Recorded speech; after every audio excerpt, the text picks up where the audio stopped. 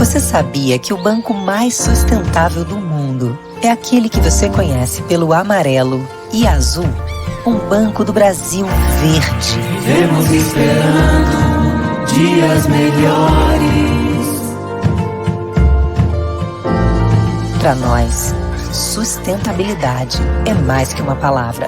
É o nosso propósito de cuidar das pessoas e do futuro do planeta. Vivemos esperando dias melhores. Trabalhamos pela energia renovável e pela redução da emissão de gases do efeito estufa. O Banco do Brasil é o maior financiador da agricultura sustentável no país. Incentivamos uma economia mais inclusiva. Transformamos a vida de milhares de brasileiros todos os anos por meio da Fundação Banco do Brasil.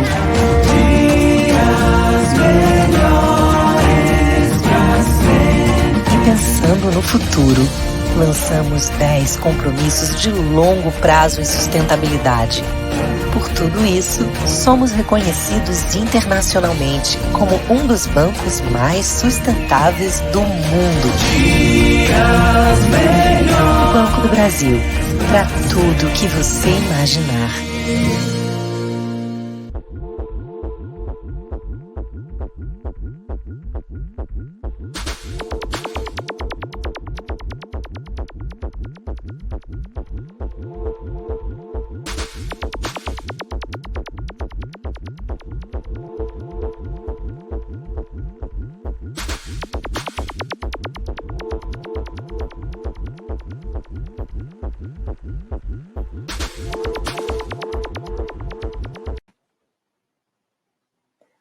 Oi, boa noite a todas, todes e todos.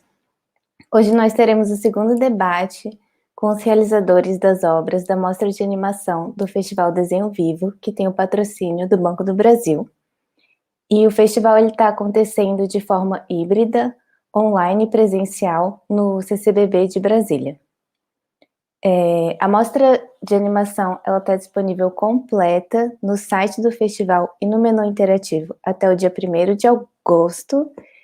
E aos sábados, também às 19 horas, acontece a projeção na área externa do CCBB de Brasília de uma sessão da mostra. Esse é o segundo debate que estamos realizando e nas duas próximas sexta-feiras de julho, dia 24 e dia 30, sempre às 19 horas, a gente vai continuar com esses debates com os artistas de cada sessão. Eu queria muito agradecer a presença hoje do Rodrigo Tomita, Carol Sakura, Ana Beatriz, Luísa Cardoso e Helena Frade, que são os artistas das obras da sessão Cria-se Ritmos / Percursos. Eu também queria agradecer a toda a equipe de organização e produção por esse festival incrível e também a equipe que está nos dando suporte aqui para a transmissão. Como eu falei um pouco no primeiro debate, a minha intenção com a curadoria dessa mostra de animação é entender e tensionar os limites do que é a animação e o que pode vir a ser essa prática na contemporaneidade.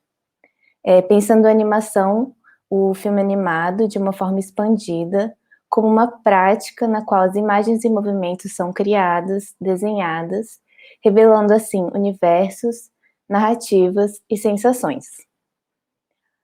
A sessão Cria-se Ritmos / Percursos é composta pelas obras Amarela Angústia, de Rodrigo Tomita, Apneia, dirigida por Carol Sakura e Walker Fernandes, Vamp Girls, de Ana Beatriz, Dirty Paws, de Luísa Cardoso, e A Vida Dentro de um Melão, dirigido pela Helena Frade.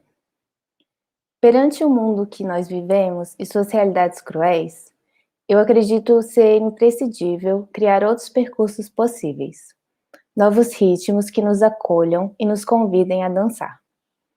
Muitas vezes, o som na animação guia a imagem, guia a montagem, e a partir dessa junção entre imagem e som, a colaboração entre os dois, apresenta-se a animação. Perceber o nosso percurso individual ou coletivo até aqui Nem sempre é um trabalho prazeroso. Nos defrontamos com os traumas, as violências e os medos, mas também, às vezes, com algumas felicidades, aprendizados e conquistas. Esses percursos são parte fundante do processo. Perceber esses percursos é uma parte fundante do processo para poder se traçar uma nova rota, uma nova linha, um caminho por onde podemos, assim, seguir. Em Amarela Angústia, Rodrigo Tomita traz, a partir da mixagem de falas sobre asiáticos no Brasil, os preconceitos que enfrentamos.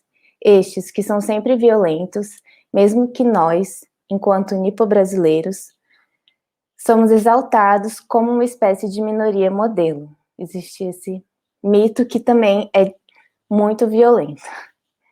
Em Apneia, Carol Sakura e Joaquim Fernandes nos apresentam a história de Muriel. A narrativa é guiada pelo relato dela de uma forma intimista e são mostradas vivências traumáticas permeadas por uma relação com a água. Em Vamp Girls, Ana Beatriz nos relata sobre o entendimento do que é ser lésbica e como essa vivência nos aproxima das vampiras, essas mulheres fortes, independentes e bravas. Em Dirty Paws, Luísa Cardoso nos apresenta uma outra relação que podemos ter com aquilo que nos dá medo, e como a partir da disposição de enfrentá-lo, de estar em frente ao nosso medo, podemos também ressignificá-lo. Em Vida Dentro de um Melão, Helena Frade nos leva para dentro da rotina familiar, que nos envolve com amor e cuidado, trazendo esse outro ritmo em que se misturam imagens de captação direta, marionetes, registros e desenhos. E nos conta dos mais velhos, aqueles que já traçaram um grande percurso, que chegou ao fim, mas nos deixaram grandes ensinamentos para trilhar o que há de vir. Então agora eu queria convidar cada um para se apresentar e falar um pouco da sua trajetória e sobre também o processo da obra e o caminho dela. Depois que cada artista se apresentar, nós vamos abrir para o público, então quem quiser e se sentir à vontade pode mandar perguntas pelo chat, e essa apresentação vai se dar em ordem alfabética.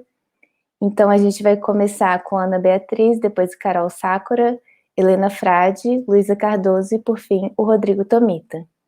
Então, agora eu vou pedir para a Ana compartilhar um pouco com a gente.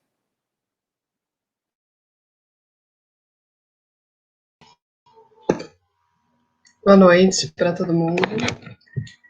Queria agradecer a primeira oportunidade de participar dessa mostra, desse festival.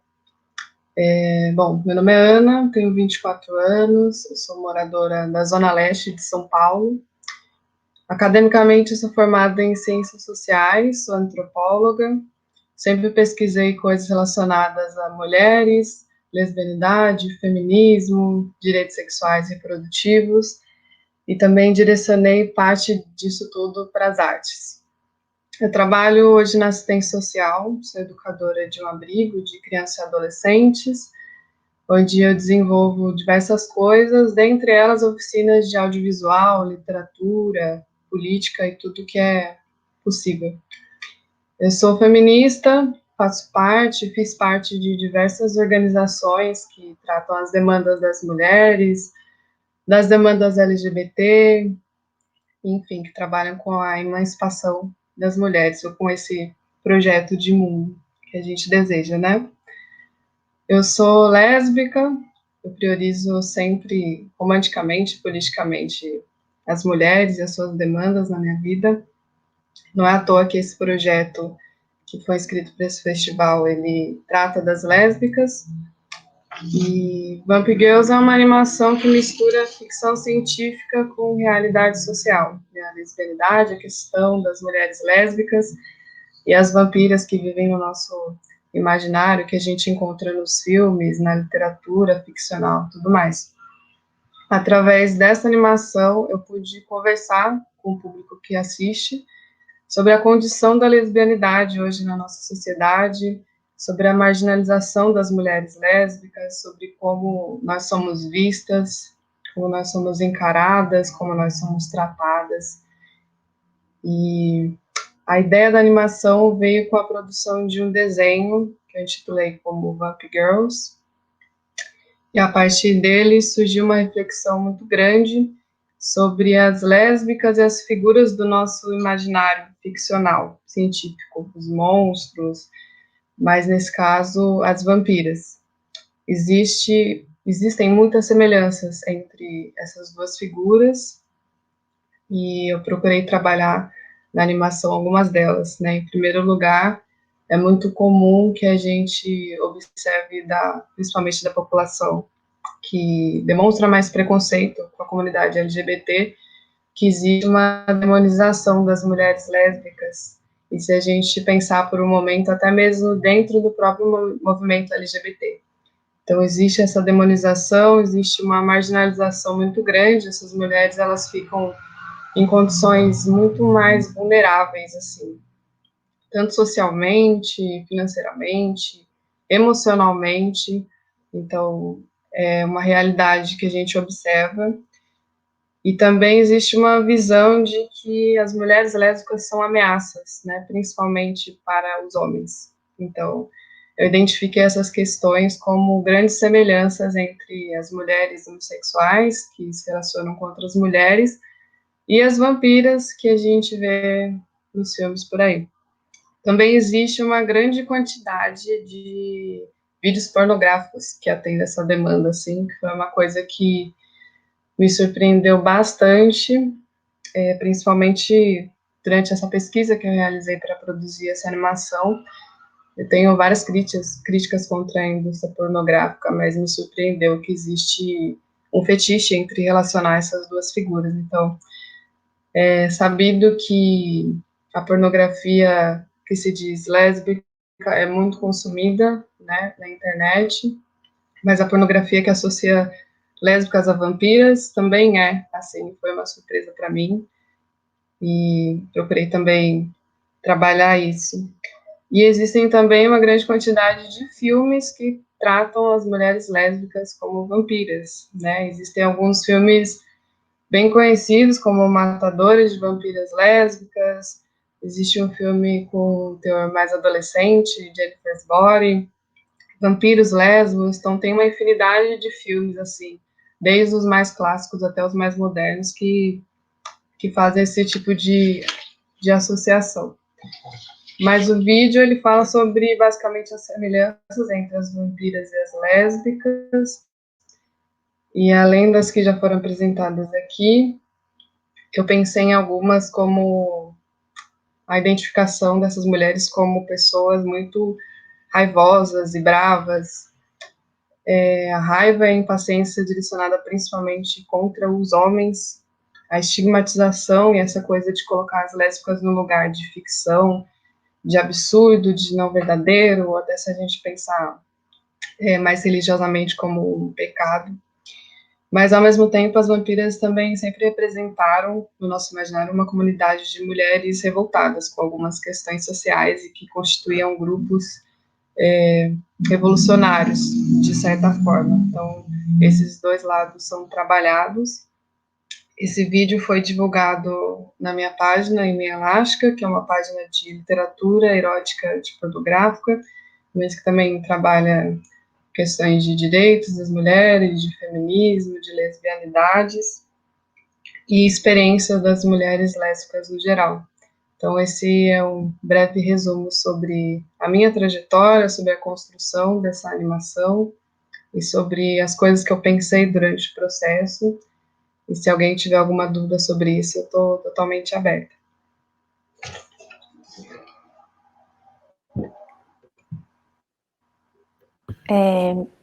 Olá, bom, obrigada, Ana, pela fala, fiquei super curiosa com o filme. Bom, eu sou diretora e roteirista do Apneia, eu dirigi junto com o Valquir Fernandes.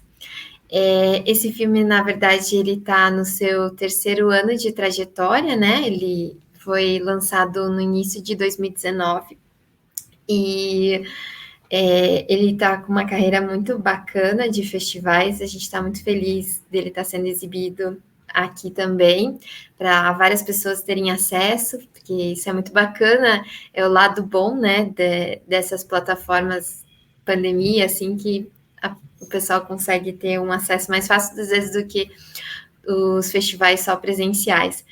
E ele é um filme que nos orgulha muito, é meu segunda curta-metragem, na verdade, de carreira, e ele ganhou o prêmio de melhor filme, melhor curta-metragem do Festival de Gramado de 2019, ele ganhou o prêmio do Canal Brasil também, no CinePE de Pernambuco, e foi indicado ao Prêmio do Cinema Nacional, Grande Prêmio do Cinema Brasileiro, então ele teve uma repercussão muito boa. E vocês estão me ouvindo bem, gente? Se tiver. E, bom, qualquer coisa me avise. Bom, e daí, vou falar um pouco. Antes de falar um pouco mais dele, deixa eu me apresentar, né? Já fui falando da Apneia, não falei muito de mim. Eu sou formada em design, mas eu faço pós-graduação em letras agora. Então, me considero não só roteirista, mas diretora também, mas também escritora. Eu tenho um livro de contos que se chama Batida dos Dias. Eu tenho um livro infantil também, que se chama Anacleto Balão, que eu fiz junto com o Volker Fernandes também. E, recentemente, a gente acabou de lançar uma graphic novel, uma história em quadrinhos, que se chama O Filho Mal. Então, vou mostrar aqui, rapidinho. E daí eu roteirizei, a gente trabalhou junto, ele fez os quadrinhos, então eu estou sempre nessa área entre palavra e imagem. Eu estou fazendo pós-graduação, então eu estou fazendo doutorado em letras, e também sobre essas questões da imagem e da palavra, são tensões que sempre me atraem, e isso acho que está um pouco também no Apneia, sobre essas tensões entre o que é dito e o que é mostrado, sobre imagens, sobre como você trabalhar silêncios, quando você fala e quando você não fala, como as coisas podem se contradizer. Eu gosto bastante desse tipo de provocação. O meu trabalho, o Apneia é o meu trabalho que eu acredito que é mais intimista, mais pessoal, porque ele tem questões autobiográficas ali também. Eu trago alguns dos meus traumas.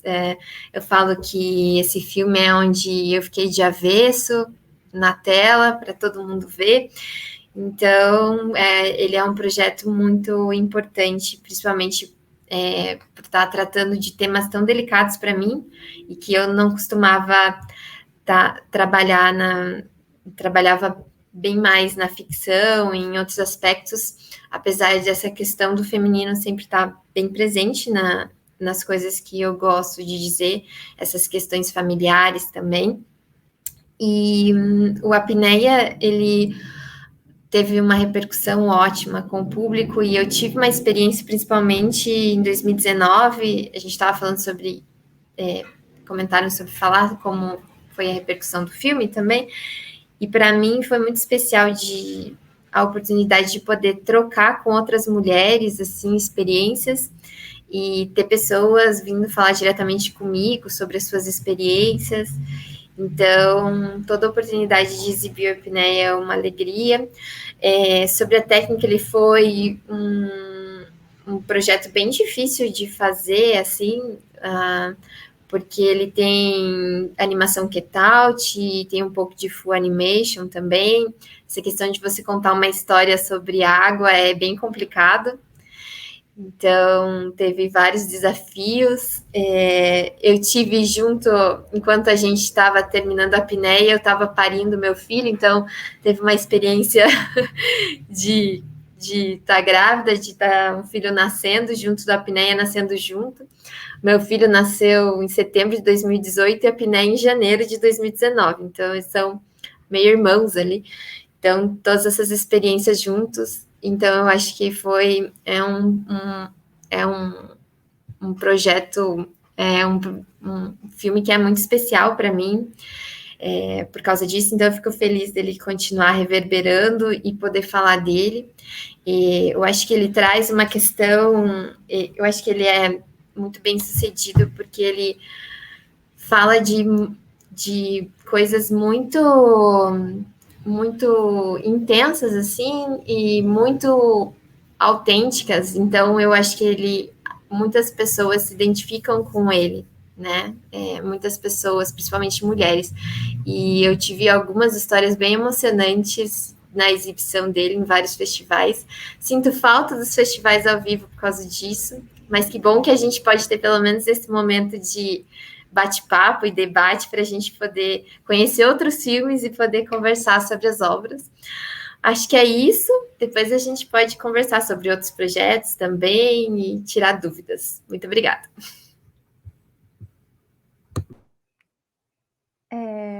Boa noite, Thaís. Boa noite, pessoal. Eu queria agradecer pelo convite. É um prazer estar aqui com vocês e do Festival Desenho em Vivo. A minha internet está um pouco instável, então, assim, peço desculpa se ficar travando qualquer coisa do tipo. Bom, falando um pouquinho da minha trajetória, academicamente, eu me formei no bacharelado interdisciplinar em Artes e Design na Universidade Federal de Juiz de Fora. E lá a gente tinha 4 áreas principais, que era moda, cinema, artes visuais e design. Daí eu fiz esse primeiro curso interdisciplinar com todas essas áreas, e aí eu tinha direito de reingressar numa única área dessa depois especificamente, né? E aí eu escolhi fazer a segunda graduação em cinema, que era uma vontade que eu já tinha desde antes de começar a faculdade, que é uma coisa um desejo que eu já carregava, assim, né? E para mim, assim, essa formação interdisciplinar, ela foi muito importante. Eu me encantei muito, especialmente pelas artes visuais, né? Por pintura, cultura, desenho, ilustração, enfim. Aí o mestrado em cinema também na UFJF, tentando trabalhar com um pouquinho dessas coisas na pesquisa, como artista, cineasta, que são coisas que estão interligadas no que eu faço, assim. Mas, falando um pouquinho sobre Dentro de um Melão, ele foi meu trabalho de conclusão de curso em cinema, e é um filme universitário, né, um filme independente. E eu gosto sempre de frisar isso, né, que é um filme feito com recurso da universidade pública, né, e com a participação com pessoas de amigas, né, que abraçaram o filme, né, pessoas da minha turma que realmente abraçaram o filme com muita dedicação, isso foi muito importante. Bom, sobre, assim, aspectos do processo do filme, desde a adolescência eu comecei a me interessar por fotografar e por filmar a minha família, né, por filmar coisas do cotidiano, para conversar, ou quando, sei lá, às vezes estava cada um num canto, né, trabalhando, estudando, vendo TV, mas assim, sempre que eu podia, eu brotava com a câmera filmando alguma coisa, né? E era uma coisa mais despretensiosa. A câmera passa por uma subjetividade, né, por uma intencionalidade, mas eu digo despretensioso no sentido que eu não filmava com objetivo, experimentação, enfim, descobrindo aquilo ali. E aí morava todo mundo junto, né? Morava eu, minha mãe, minha irmã, meu pai, minha avó, meu avô e a nossa gatinha, que também é uma personagem do filme. E daí, quando eu entrei de cinema, né, mais pro fim do curso, especialmente, eu fui conhecendo alguns filmes de cineastas que, né, tipo, filmes do Jonas Meca, Chantal Akerman, e, enfim, entre outros cineastas que estavam ali ligados também ao cinema experimental, né?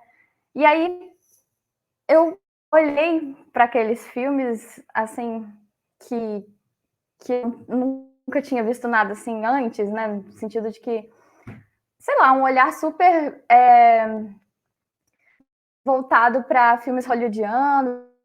Para mim, foi um primeiro momento assim de ruptura em relação a isso, né? E aí eu acho que tipo de estratégia que é possível fazer filme com esse tipo de material. Tá cortando minha fala? Tá dando para me ouvir agora? Vocês estão conseguindo me ouvir? Eu vou continuar. Qualquer coisa, vocês me avisem, tá? Beleza. Obrigada, viu? Qualquer coisa, vocês me avisem de novo. Então, nisso, eu comecei a olhar diferente para aquilo que eu vinha filmando até então. Mas, no meio desse processo, né, de pensar um possível filme e pensar esses registros que eu vinha fazendo, meu avô faleceu, né? E aí, quando ele morreu,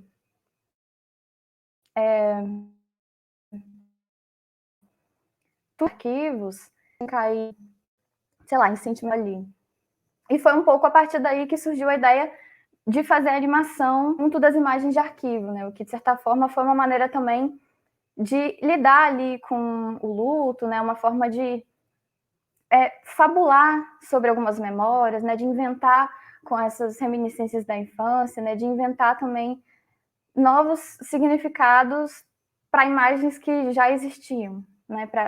E não só imagens, né? Mas para sensações, para coisas que já existiam, né? Daí eu escrevi esse roteiro, né? Que era uma espécie de fabulação das minhas memórias, né? E uma maneira também de colocar a realidade e a fantasia para conversar, né? De trabalhar com o hibridismo, não só do ponto de vista assim da forma, né? Que tem, vamos supor, mistura imagem de arquivo com animação, enfim, com várias coisas assim, mas também no que está sendo narrado, né? No que está sendo contado, que tem essa coisa de ser uma família de passarinhos que vivem dentro de um melão, mas ao mesmo tempo é minha família mesmo, sabe?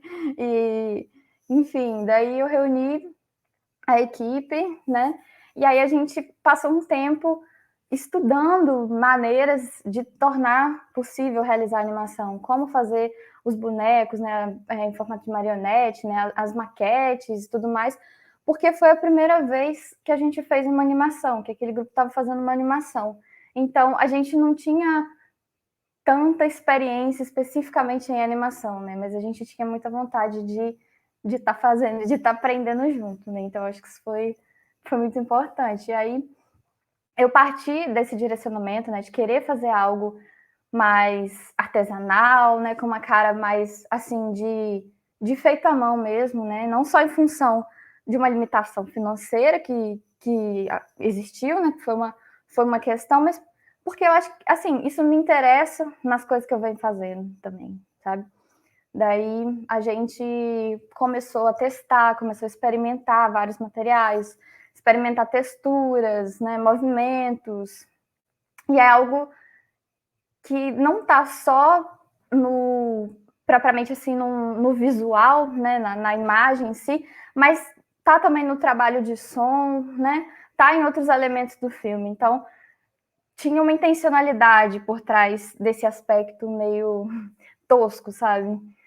E, enfim, para mim, nesse processo todo, foi muito importante estar junto de uma equipe tão afetuosa, né? Uma equipe muito disposta a estar construindo isso junto, sabe? Porque, por mais que seja um filme que parte de um lugar bem pessoal, assim, um lugar bem intimista, ele ao mesmo tempo está falando sobre algumas coisas que também tocam em questões mais abrangentes, né? Que é essa coisa da família, né? Do cotidiano, do luto. Então, mesmo que, assim, que seja, né, uma história sobre meus avós, especialmente meu avô, minha família, muitas pessoas, elas se identificam com determinadas coisas, né? E tem sido muito interessante isso, do filme ir ganhando essas outras camadas, né? Esses outros sentidos. E eu acho que esse é um dos motivos de ser tão importante a gente ter a oportunidade de estar em espaços como esse, que a gente está aqui, podendo exibir, conversar sobre, que eu acho que foi um pouco do que a Carol falou também. E, enfim, é isso.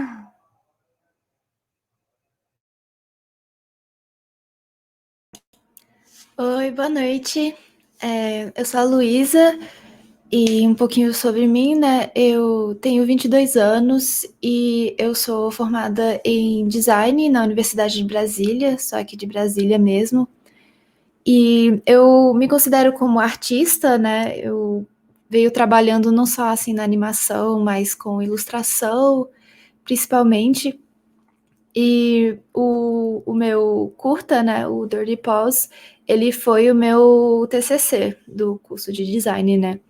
E ele foi um projeto muito pessoal, assim, para mim, e teve muito a ver com a minha própria vivência dentro da universidade, dentro do curso, né? Porque, apesar de ser design, né, eu assim, não me identifiquei nunca como designer, mas o curso também, ele é o que chamam de um curso generalista, né? Não foi um curso não foi uma formação em design gráfico, design de interiores, não foi assim, muito técnico, né? E hoje em dia tem uma variedade enorme, assim, de projetos que são desenvolvidos dentro de lá, do departamento. E isso foi muito importante para o meu crescimento artístico, né? Então, eu tinha interesse em trabalhar com animação desde que eu era adolescente, né? Mas não achava que isso seria algo possível, assim, era só um interesse, um hobby.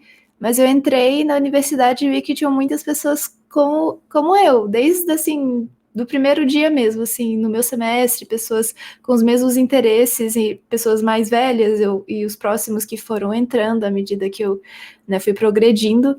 É um interesse muito, muito grande, pelo menos naquele, né, no curso de design, assim, mas eu encontrei pessoas de toda a universidade, de outros cursos também interessados nisso.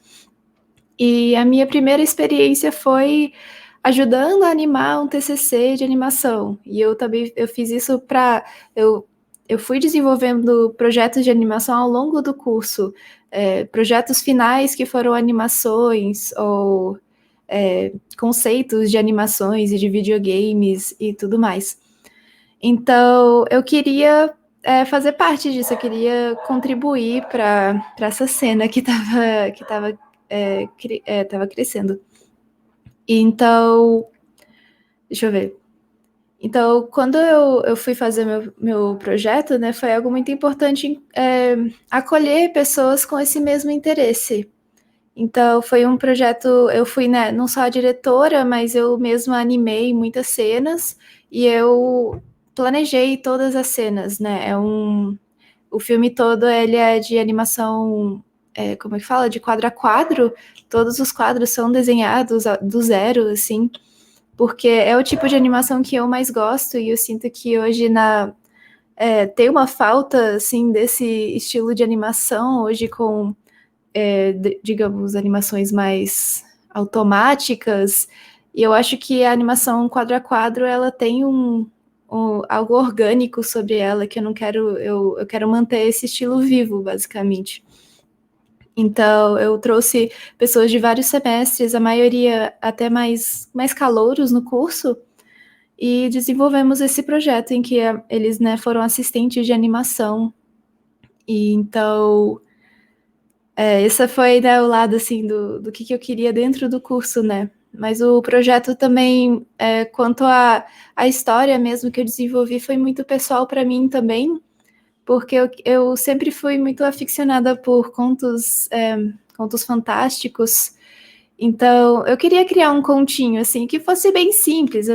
Também foi bem despretensioso, assim, eu não queria quebrar nada assim demais. Eu só queria fazer algo meigo e bonitinho mesmo. Queria fazer algo leve. Eu gosto muito de transmitir isso no meu trabalho. Então, calma aí.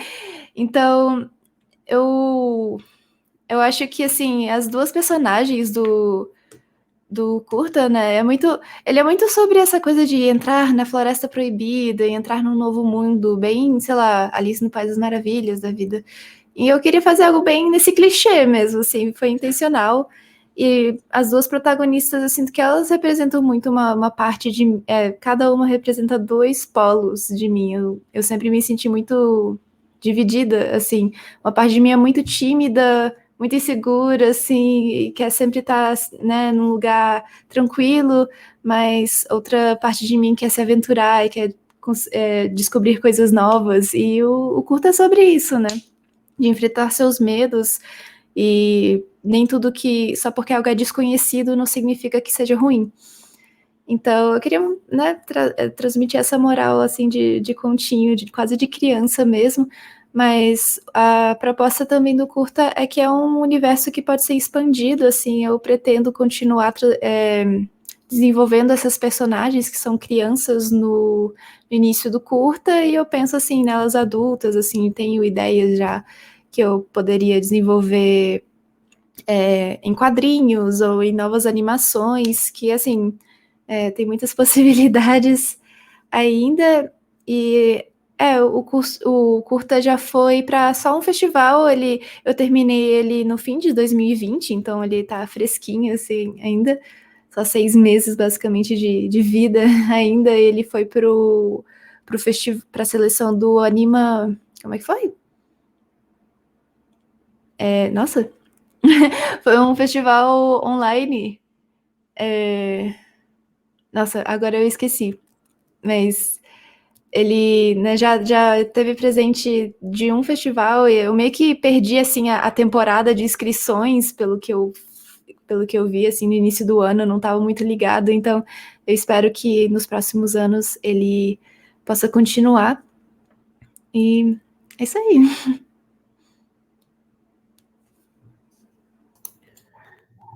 Boa noite. Primeiramente, agradecer, né, o convite para participar do festival, estar aqui com vocês, né? Eu não tenho um currículo muito extenso, assim, então acho que eu vou ser bem breve, assim, para falar da minha trajetória, assim. Meu nome é Rodrigo, né? Tenho 22 anos também. Eu sou paulista, mas eu me mudei em 2018 para poder cursar o curso de cinema e audiovisual ali na Unespar, ali em Curitiba, né?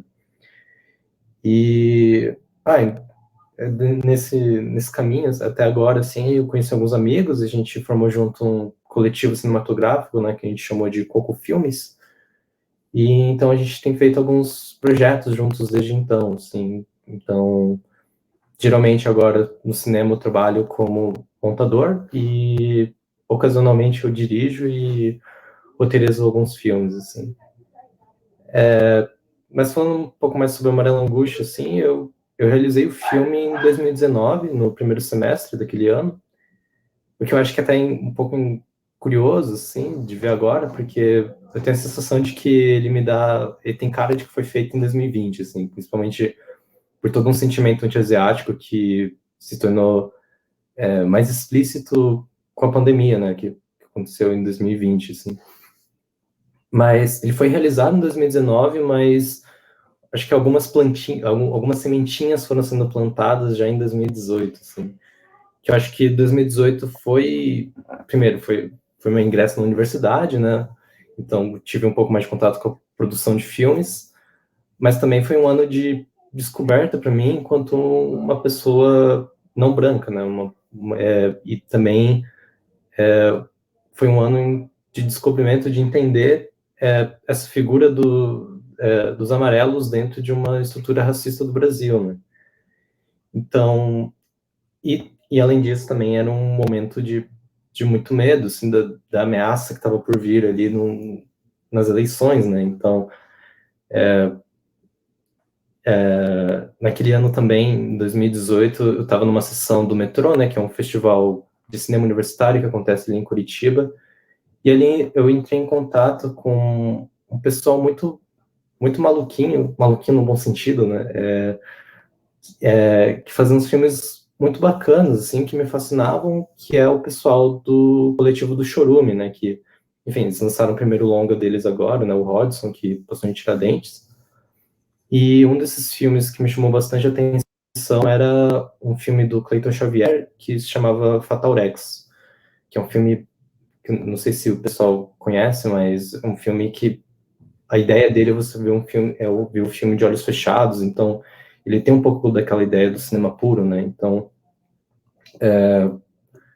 foi uma influência muito forte assim para realizar o Amarela Angústia, assim.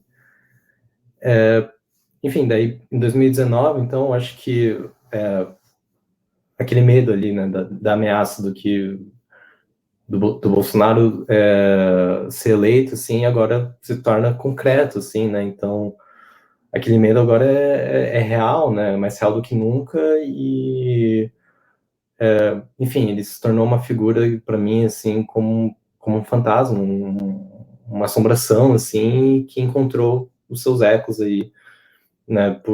Em pessoas comuns, assim, né? Digamos assim. Então, ao mesmo tempo, eu acho que por outras razões, assim, mais pessoais, assim, eu estava num contexto de muita angústia, assim, então eu acho que o Amarelo Angústia, ele nasce muito de uma tentativa de expurgação mesmo do que eu estava sentindo, então acho que parte, por exemplo, desse sentimento de angústia era isso que eu falei, né, do papel dos amarelos na estrutura racista do Brasil, né, do amarelo estar em um espaço de instrumento de opressão contra outras minorias, ao mesmo tempo que ele é indesejável, é piada, né, como a Thaís falou, né, do mito da minoria modelo, né, quando ela estava introduzindo o debate, né, e daí eu acho que então é isso, né, grande referência para mim foi esse filme do Cleiton Xavier, né, e acho que o processo de realização dele foi bastante rápido, assim, e bastante intuitivo, assim, acho que em uma semana mais ou menos ele estava pronto, né, mas eu acho que a ideia do filme foi, eu lembro de querer que o filme fosse como se ele passasse dentro da minha cabeça, assim, né, de eu acho que junto um pouco dessa ideia de expurgação, né, e ao mesmo tempo eu queria que fosse um filme agressivo, né, que ele tivesse uma certa violência na sua forma e que ele fosse uma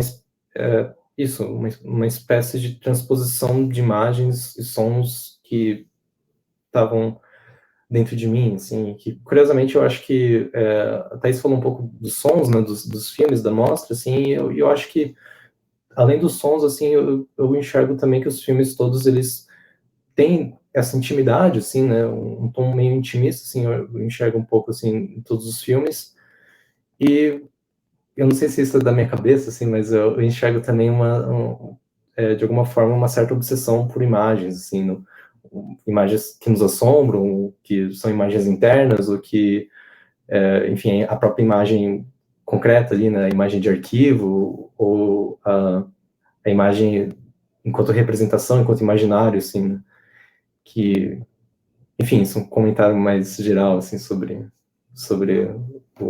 a sessão, assim. E, não sei se eu tenho muito mais o que falar, assim, sobre o Amarelo Angústia. O Amarelo Angústia, ele passou em alguns festivais, assim, né, muitos festivais universitários, né, o próprio Metrô, ele passou na sessão na edição de 2019, ele passou no Fresta, no Rio Grande do Sul, passou também no Ecrã também, do ano passado, assim. E eu acho que foi bem legal, assim, circulou bastante, assim, pelos festivais, assim, então, eu fiquei bem feliz também que que ele estava um pouco parado ali, né? Mas aí, com o convite eu fiquei bem contente que ele voltou a circular por aí. Acho que é isso, assim. Não sei se tem mais coisa para falar. Obrigada pela fala de todos. É muito interessante, né? Porque eu fiz a curadoria e, claro, pesquisei sobre os filmes e às vezes encontrava uns comentários ou outros, mas ouvir vocês falando, parece que muitas coisas se interligam e se entrecruzam, né? E quase meio, não ao acaso, mas também não sei, eu fico emocionada, assim, também de me identificar com muitas das falas. Acho que comentando um pouco sobre a fala da Ana, né? É peculiar como nós, mulheres lésbicas, né? Principalmente acho que enquanto sapatões também, né? Que decidem não performar uma feminilidade esperada, a gente apresenta uma ameaça a essa sociedade patriarcal, né? A essa masculinidade cis, né? Ao macho, né? E como na história do cinema mesmo, tem essas relações entre as monstruosidades e as pessoas que de algum modo são dissidentes ou não são brancas, né? E ontem eu estava até ouvindo uma conversa muito interessante entre a Diana Salu e o Lino Arruda, né? Que é esse quadrinista que trabalha justamente essas questões da monstruosidade, assumindo essa monstruosidade, né, retomando para si que ele é um homem trans, né, e, enfim, muitas vezes as pessoas trans são representadas enquanto monstros, ou ser transexual é temido também, né, pela sociedade cis.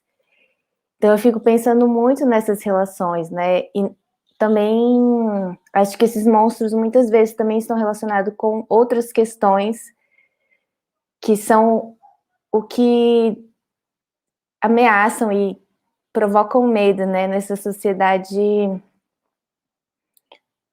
humana, teoricamente universal, mas que a gente sabe que não é, e é super violenta para quem não está de acordo com os padrões, assim. Então, eu achei esse filme muito bonito, assim, me tocou bastante.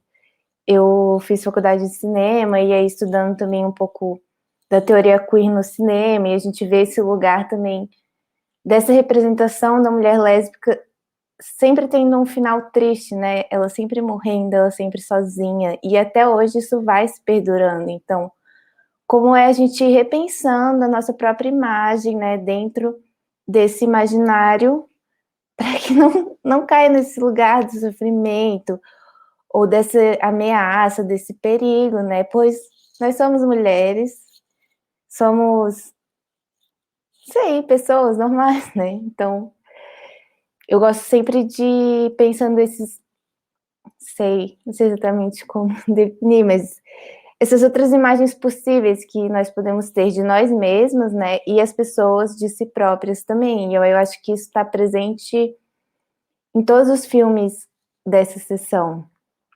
E achei muito bonito quando a Carol falou sobre o apneia, né?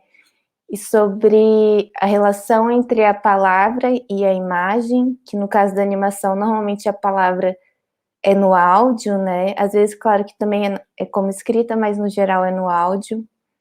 E aí ela falou de trabalhar silêncios. E eu fiquei pensando, nossa, sobre o silêncio quando a gente está embaixo d'água, né? Quando a gente está em apneia.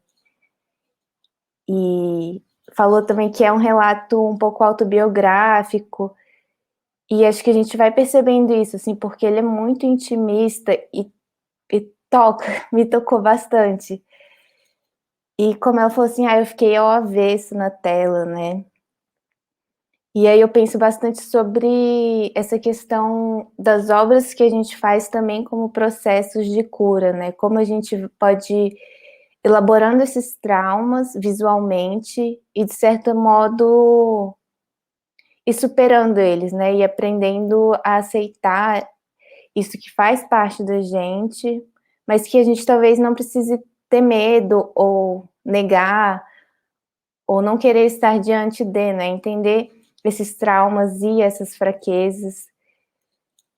E acho que nas últimas 3 falas, assim, né, tanto da Helena, quanto da Luísa, quanto do Rodrigo, a gente vê a importância da universidade dentro da nossa trajetória, né, como esse lugar que amplia o nosso horizonte, que nos mostra outras formas de fazer as coisas, né? Também é quando a gente está amadurecendo, né? Porque eu acho que a gente entra na universidade muito jovem, não sei, 17, 18 anos, meio um pouco sem noção da vida ainda, e aí a universidade vai mostrando, né? E a Helena falou assim que fez só esse curso misto, né? Não lembro qual foi exatamente a palavra que você falou, mas que aí você pode... Interdisciplinar.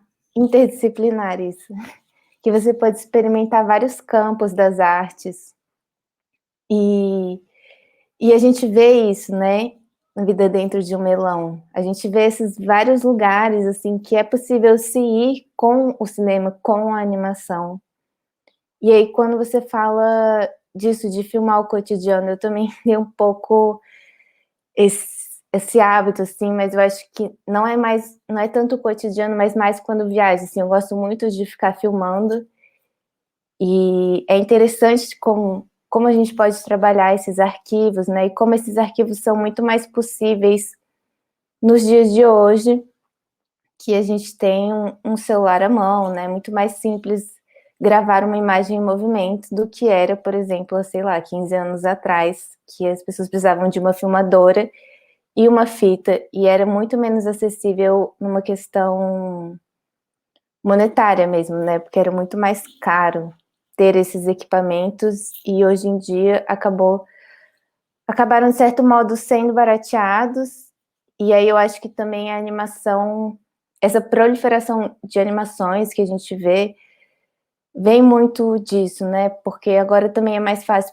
para todo mundo poder ter um computador ou ter acesso a um computador. Às vezes você nem precisa de um computador, às vezes o celular já é o suficiente, né, para realizar uma animação.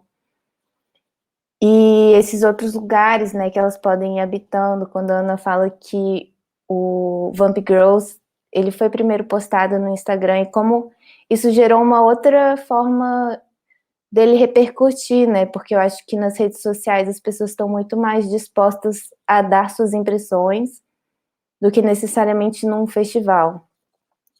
Mas, claro que eu também sinto muita saudade do festival, e eu acho que esses momentos coletivos a gente possibilitam muitas trocas que são extremamente importantes para a gente poder ir crescendo, né? E acho que a Helena também falou um pouco disso, de estar em coletivo, né? Como a equipe dela, como cinema universitário, a gente sabe, a maior parte das pessoas foram voluntárias, né? Ou seja, realmente quiseram realizar o processo, né? E a Luísa também fala disso, como desde quando ela entrou na universidade, ela pôde ir encontrando pessoas que queriam trabalhar com animação e se aproximando, assim. Eu sinto que talvez às vezes a animação, claro que existem cursos que abordam de certa forma mais ou menos, mas ela ainda não tem muito esse lugar na universidade, né? Eu formei em cinema dentro da Faculdade de Comunicação na Universidade de Brasília, e eu não tive nenhuma disciplina de animação, apesar que o meu trabalho de conclusão de curso também foi uma animação, que vem desse desejo, né? Que a Luísa falou muito, que sempre quis fazer uma animação, e eu acho que eu também sempre quis, assim. E, bom, não sei se é o sonho de toda criança, mas é o sonho de muitas crianças, e a gente pode, talvez agora seja mais simples de realizar. E a fala do Rodrigo também, me identifico muito, porque eu também passei por esse processo, que talvez seja mais comum, né, nas pessoas racializadas, entre pessoas do leste asiático, e penso que principalmente nipo-brasileiros, né, porque, enfim, a gente passa grande parte da nossa vida pensando que talvez a gente é branco, mas ao mesmo tempo a gente não é tanto assim. E aí quando a gente descobre, fala assim, nossa, eu não sou branca, eu sou asiática, né, tenho essa ascendência japonesa, minha fisionomia não é nem um pouco branca, e passei grande parte da minha vida sofrendo por isso também. E aí você fala muito dessa questão da expurgação. Realmente o Amarela Angústia, ele é um filme bastante violento, né? Porque ele vem nessa montagem bem de cores chapadas e desse ritmo da remixagem que você faz dessas falas, que muitas vezes também passam batidas, né? Tipo, porque acho que, principalmente aqui no Brasil, né? Porque a gente tem essa situação relacionada ao racismo que, enfim, acredito que nós, enquanto amarelos, nós sofremos preconceito, não necessariamente um racismo estrutural, né? Claro que também são violências e são terríveis, mas pessoas negras, elas sofrem outros tipos de violências muito mais agressivas e muito piores, mas isso também não diminui o que a gente sente, né? Só que retarda esse sentimento, né? Porque, tipo, acho que meio que a gente pensa, pessoas racializadas, negros e indígenas, e acaba que a questão do asiático no Brasil não é tão trabalhada, claro, também por ser bem menos em quantidade também de pessoas. E aí ele fala da expurgação, né? E eu acho que aí volta todos os filmes juntos, né? Sobre essa elaboração das violências e desses traumas. E aí acho que o filme da Luísa é bem bonito nesse sentido, assim, né? Que tipo, ela falou, eu quis fazer um filme leve. E esse filme, de fato, é um filme bem leve, que você vê que há medo, né? A protagonista sente medo ao ver a raposa, mas você não sente medo com a imagem. Então, acho que existem essas várias formas da gente poder ir tratando essas vivências e colocando elas em imagem, assim. Então, para mim, essa é uma sessão também muito especial, por poder ver essas diferentes formas de contar sobre si, né? Porque a Luísa fala que é muito sobre ela, ao mesmo tempo em que se uma pessoa não tivesse ouvido, não saberia, né? Porque é a história de uma menina e uma raposa. Então eu acho muito bonito de ver como isso vai se entrelaçando, né? E como também, de certa forma, talvez todas as narrativas que a gente cria, elas também vêm de nós, né? Elas perpassam muito esse lugar da vivência individual de cada um. Acho que a gente não tem nenhuma pergunta aqui nos comentários por parte do público. Então, talvez eu vou fazer essa pergunta mais geral para todos, que é como vocês entendem esse processo de uma criação que também passa por uma elaboração do trauma, assim, principalmente dentro da obra de vocês, assim, se vocês quiserem comentar mais um pouco sobre isso, que é algo que eu gosto muito de pensar sobre.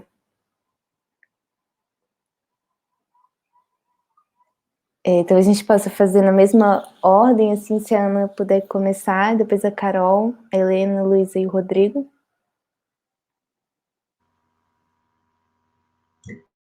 Então, Thaís, pensei um pouco sobre isso também, vendo aqui que todos os vídeos têm muito a ver com os diretores, né, de certa forma, assim.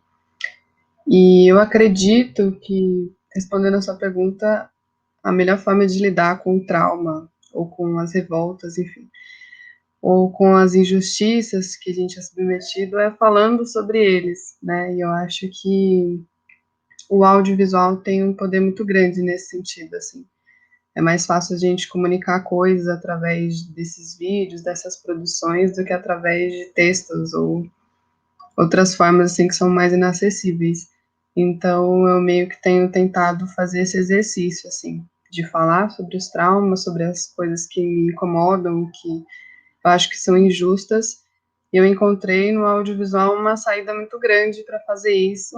Estou experimentando isso, tenho recebido boas respostas, assim, principalmente das pessoas que passam pelas mesmas coisas, e tem sido muito bom. Então, acho que é uma estratégia que eu indicaria para as pessoas para poder lidar com eles, né, com os traumas, porque guardar eles para a gente não vai resolver o problema, e a gente precisa falar ou precisa filmar eles, né, de alguma forma. Então, eu entendo desse jeito.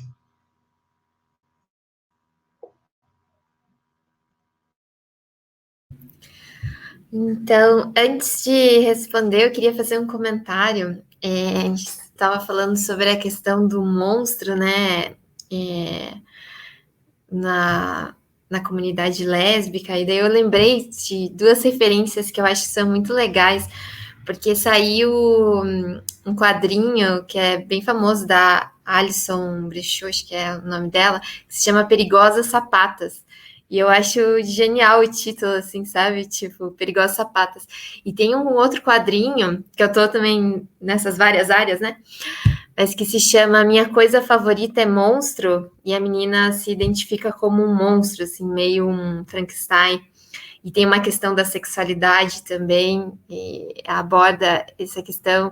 E daí, quando trouxe o curta, eu também fiquei pensando nisso, né? E eu acho que tem várias. É legal como a ficção ajuda, às vezes, a gente a tratar de certas emoções, ou como a gente se relaciona com o que é diferente, o que é estranho, o que é traumático, né? Ou seja, pela sexualidade ou outros aspectos.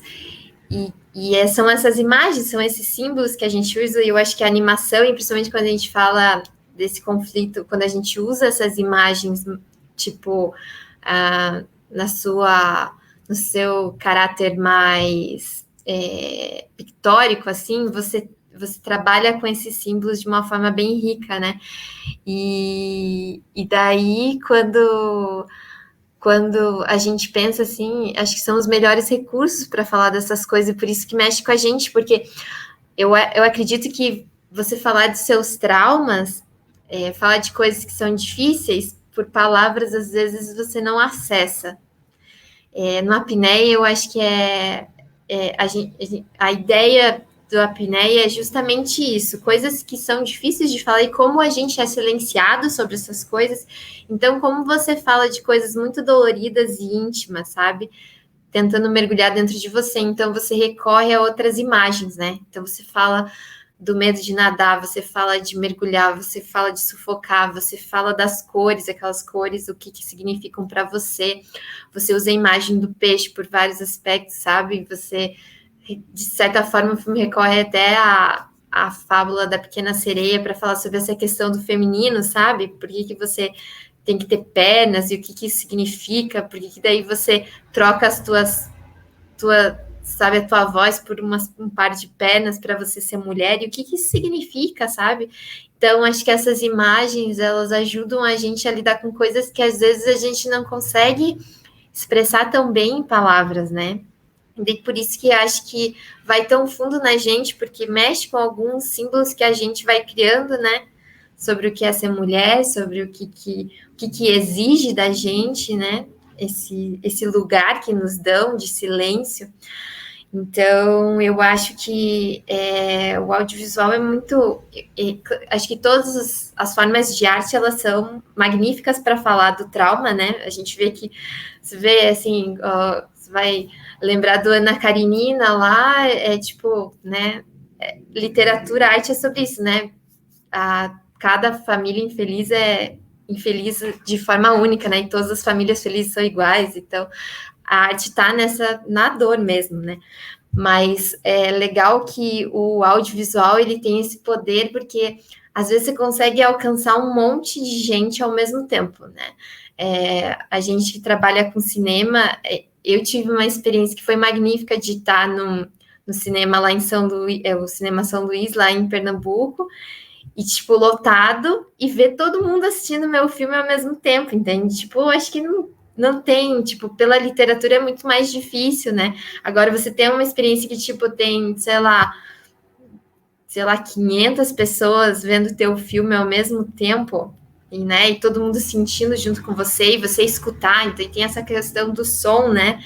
Dos barulhos, e todo mundo tá vivendo aquela experiência ao mesmo tempo. Então, tem uma experiência compartilhada que o cinema permite, e daí as emoções são diferentes. Então, as pessoas sentem de uma forma, acho que mais intensa, às vezes, algumas coisas, né? Cada arte com a sua particularidade. Então, eu acho que a gente tratar desses traumas, dessas angústias, pelo audiovisual, acho que tem uma potência especial, assim, para como a gente vai lidar e como a gente trabalha essas imagens. Então, acho que vale muito a pena.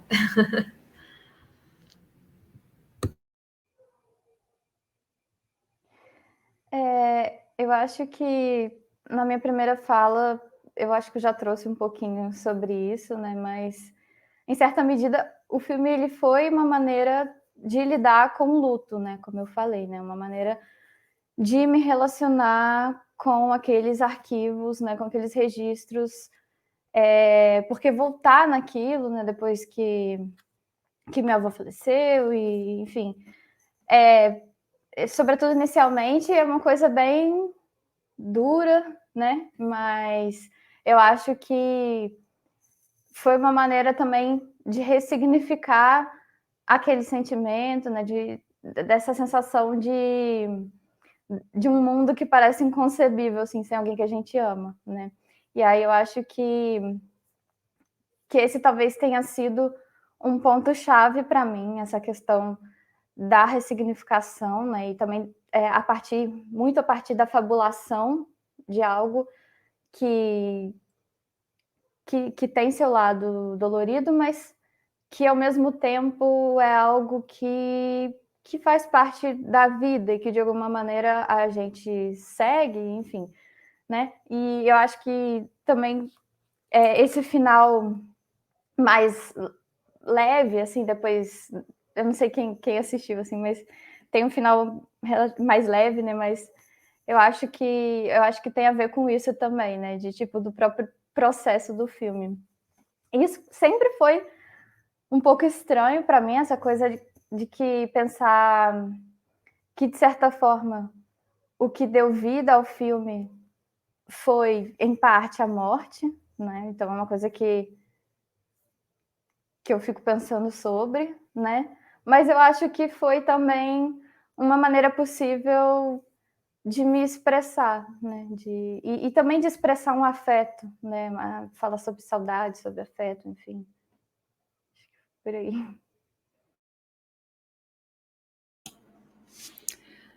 Eu me identifiquei muito com alguma parte do que a Carol falou sobre abordar coisas do mundo real pela ficção, né? E isso tem tudo a ver, assim, com tudo que eu pesquisei, especialmente na faculdade, porque sobre a questão dos contos fantasiosos, né?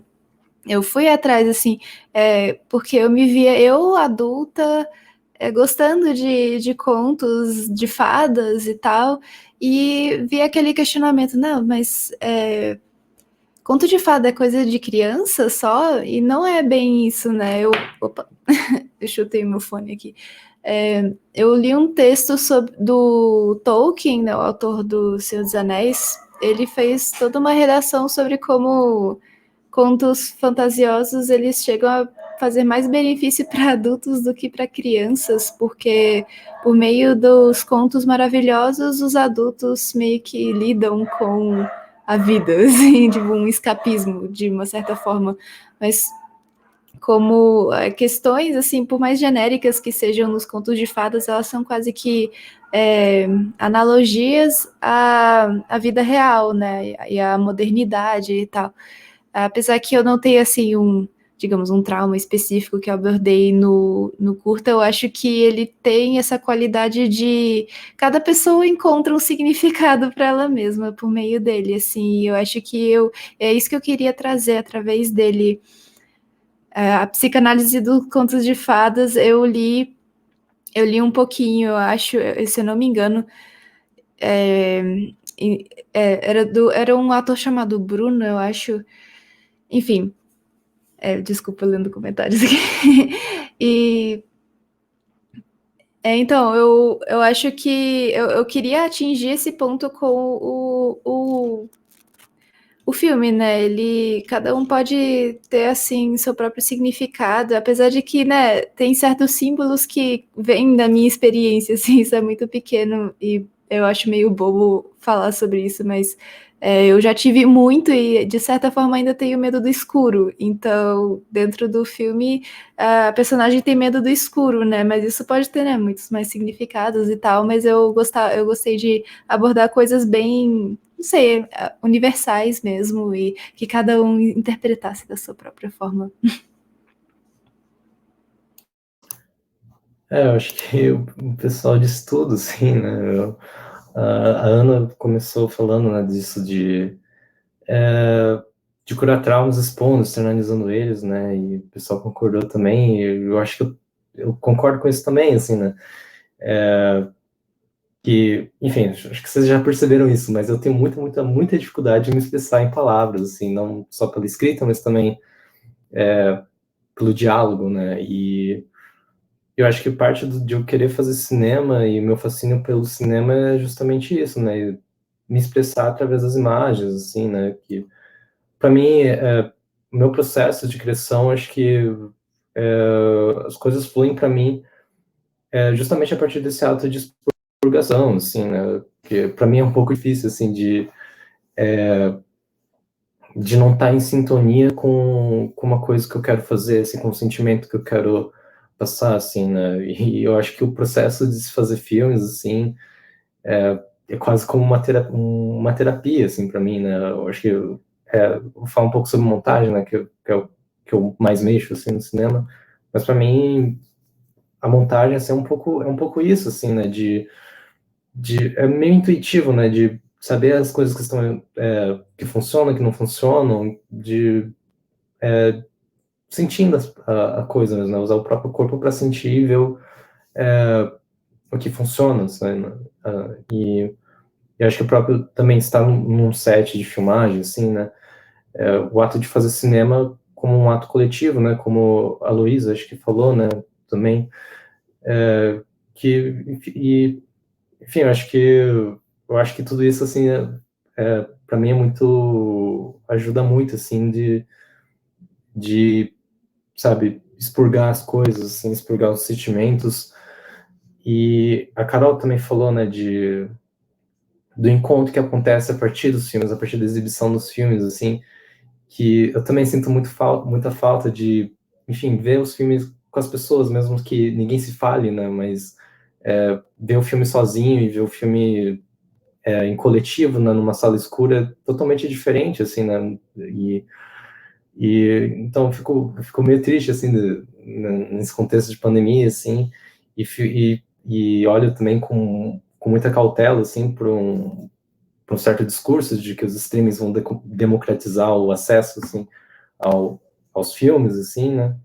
Porque, enfim, eu acho que tem toda uma questão econômica, né? Que cada vez mais surgem mais streamings para a gente pagar, enfim, isso é acessível para quem, né? Então, para que tipo de pessoa, né?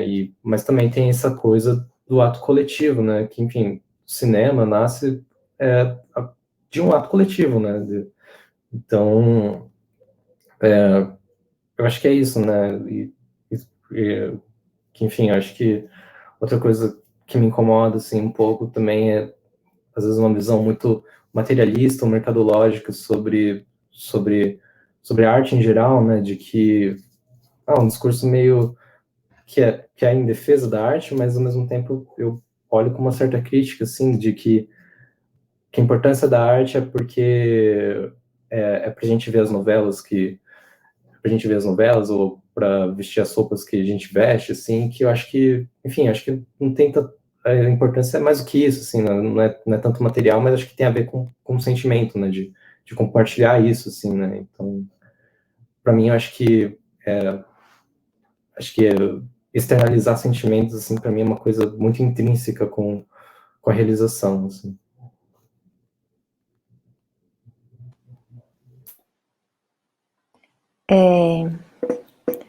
Queria agradecer mais uma vez, gente, por vocês estarem aqui e compartilharem. Estarmos em coletivo, né, também conversando sobre essas questões. Eu acho que é muito importante, sempre enriquecedor. Agora já são 8h20, né, então a gente já vai se caminhando para o encerramento. E eu queria saber se algum de vocês gostaria de acrescentar mais algo, e depois eu faço a fala final.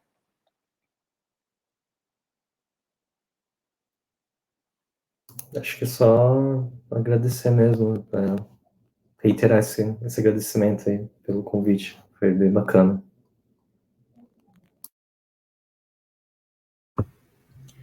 Eu queria agradecer também, gostei bastante de participar. Queria só falar vida longa ao cinema nacional. A gente está passando por um momento muito difícil, né? Que a nossa arte, nosso trabalho está sendo atacado. Então, que todos lutem, né, para que a gente possa continuar fazendo cinema, que exista cinema. Obrigada, foi um prazer conversar e fora Bolsonaro.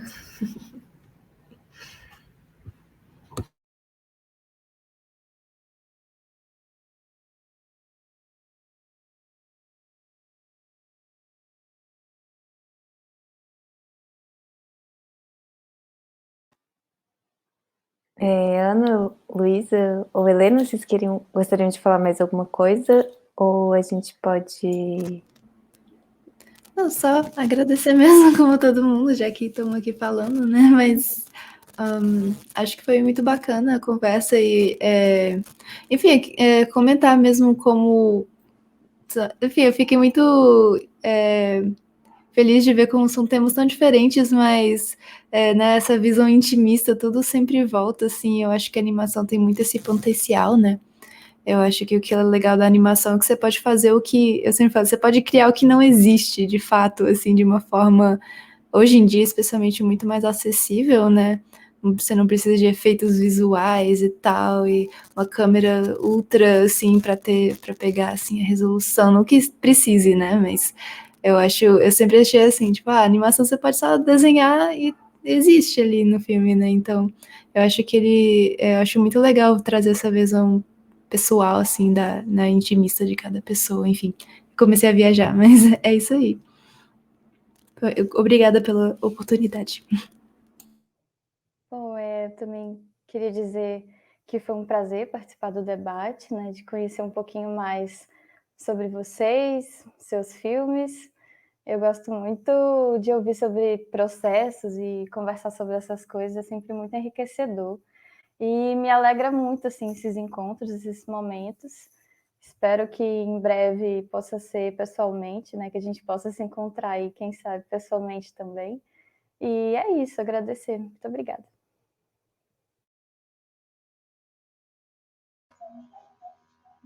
Obrigada também pela essa oportunidade.